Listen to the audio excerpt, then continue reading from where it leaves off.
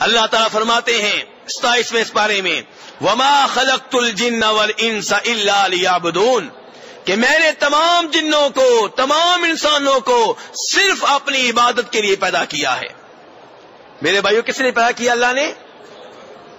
عبادت کے لیے نہیں، صرف اپنی عبادت کے لیے، یعنی کہ ایک مقصد، دو مقصد نہیں۔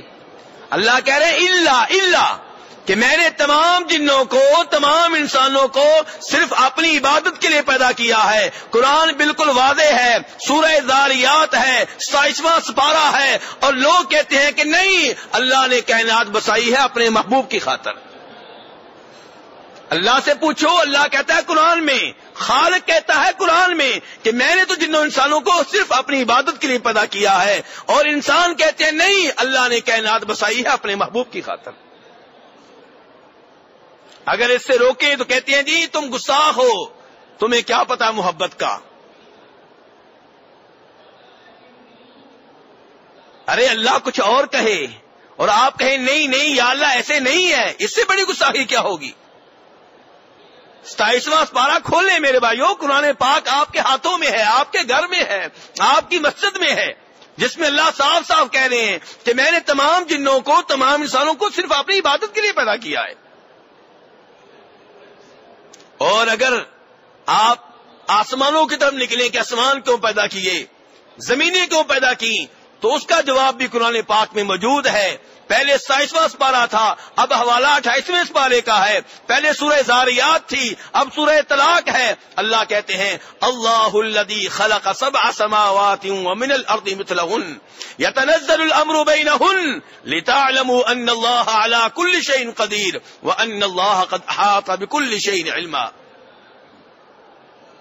لوگ کہتے ہیں اللہ نے کائنات بسائی ہے اپنے محبوب کی خاطر۔ اللہ سے پوچھتے ہیں یا اللہ تو نے کیوں بسائی ہے؟ یا اللہ تو نے 7 آسمان کیوں بنائے ہیں؟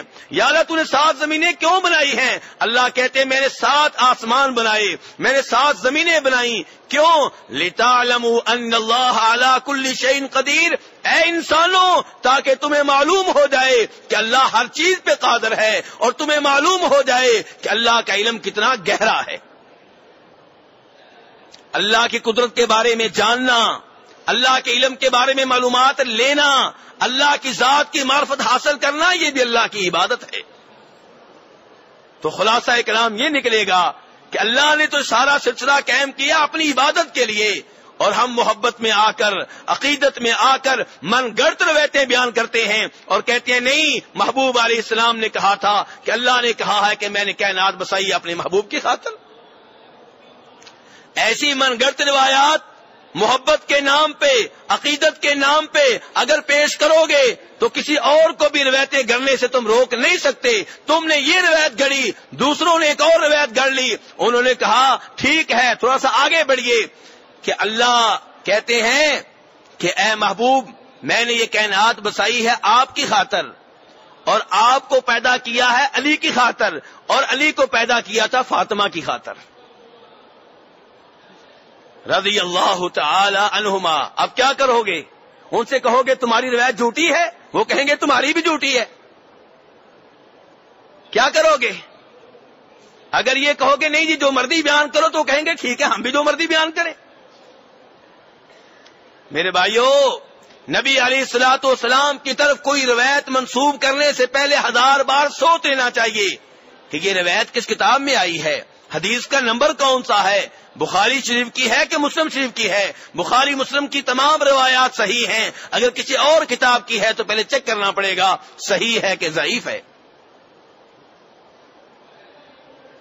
تو میرے بھائیوں، کہنے کا مقصد یہ ہے کہ اس آیت میں سورہ ذاریات میں اللہ نے بتا دیا کہ جنوں انسانوں کی تخلیق کا مقصد اللہ کی عبادت ہے۔